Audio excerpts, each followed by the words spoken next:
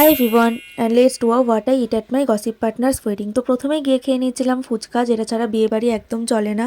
তারপর খেয়েছিলাম কফি, কারণ এই দিন প্রচণ্ড ঠান্ডা পড়েছিল। আমি তো 2 কাপ কফি খেয়েছিলাম। আর এখন বসে পড়েছি মেন কোর্সে খাওয়ার উদ্দেশ্যে। প্রথমেই ছিল কাবুল রোল, যেটা আমি এই ফার্স্ট টাইম ট্রাই করলাম, কিন্তু মোটামুটি ভালোই খেতে লাগলো। এরপর চলে এসেছিলো নান আর চানা মশালা, এটাও মোটামুটি ভালোই খেতে ছিল। তারপরে ছিল ভাত, মাছের মাথা দিয়ে ডাল, ঝুড়ো আলু ভাজা আর মাছের একটা আইটেম। যেহেতু আমি মাছ খাই না, তাই এগুলোর কোনোটাই আমি নিইনি। এই টাইমে বসে থাকার বদলে আমি খাচ্ছিলাম স্যালাড আর একটু গল্প করছিলাম, কারণ আজকেই বিয়েবাড়ি শেষ। আর এই টাইমে একটু মনও খারাপ লাগছিল, কারণ কাল থেকে ব্যাক টু নর্মাল লাইফ। এরপরে চলে এসেছিলো ফ্রাইড রাইস আর চিকেন কষা। চিকেন কষাটা দিয়ে রাইস মেখে খেতে তো দারুণ লাগছিল। আর শেষে ডেজার্টে ছিল চাটনি, পাঁপড়া, 2 রকমের মিষ্টি।